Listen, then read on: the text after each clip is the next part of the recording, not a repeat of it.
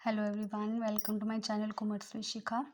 Last video में मैं आपको फोर फीचर ऑफ शेयर जो है उसके रिलेटेड आपको एंट्रीज बताई थी और एक क्वेश्चन भी कराया था। इस वीडियो में मैं आपको बताऊंगी फोर फीचर का ही दूसरा केस। देखो, उस वीडियो में हमने किया था कि जब शेयर्स हमारे जो हैं, when shares are issued at par, मतलब जब मैंने शेयर पार पे इशू किए होते हैं और फिर उनको फोरफिट किया जाता है तो क्या एंट्रीज रिकॉर्ड होती हैं, वो मैंने आपको बताया था। अब मैं बताऊंगी कि जब व्हेन शेयर्स आर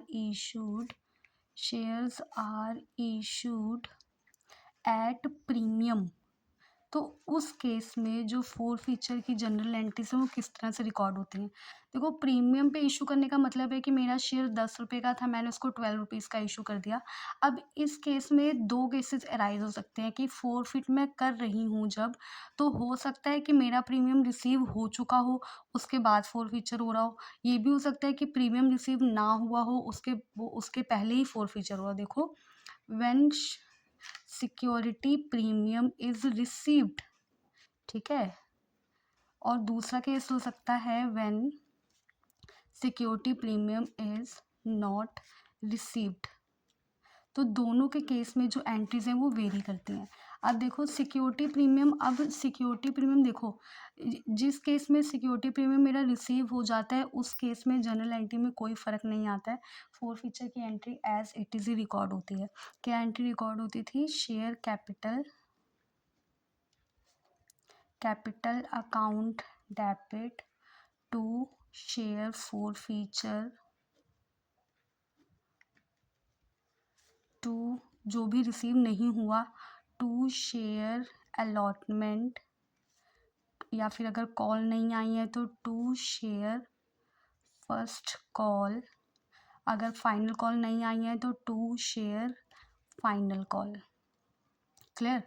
ये तो मेरी तब एंट्री रिकॉर्ड होती है जब सिक्योरिटी प्रीमियम मुझे रिसीव हो चुका होता है। और दूसरा केस हो सकता है कि when security premium is not receive, तो उस केस में जनरल एंट्री कैसे रिकॉर्ड होगी। फॉर एग्जांपल देखो, अगर मेरा सिक्योरिटी प्रीमियम जो है वो अलॉटमेंट के साथ आना था, क्लियर, अलॉटमेंट के साथ मेरा सिक्योरिटी प्रीमियम आना था, तो उसने मुझे अलॉटमेंट ही नहीं दी है। तो जब उसने अलॉटमेंट नहीं दी, दैट मीन्स उसने सिक्योरिटी प्रीमियम भी नहीं दिया। तो उस टाइम पे जनरल एंट्री थोड़ा सा वेरी करेगी। एंट्री कैसे रिकॉर्ड होगी? शेयर कैपिटल अकाउंट डेबिट, और सिक्योरिटी प्रीमियम भी डेबिट होगा। सिक्योरिटीज प्रीमियम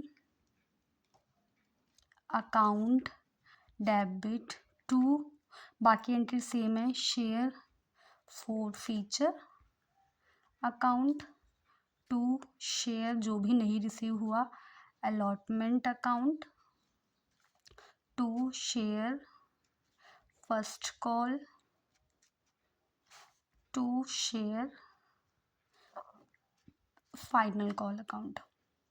अब ध्यान से देखो, सिक्योरिटी प्रीमियम में वो पैसे आएंगे जो सिक्योरिटी प्रीमियम था। जैसे अगर 1000 शेयर थे और 2 रुपीज़ सिक्योरिटी प्रीमियम आना था, तो सिक्योरिटी प्रीमियम में मेरे पास 2000 जाएगा।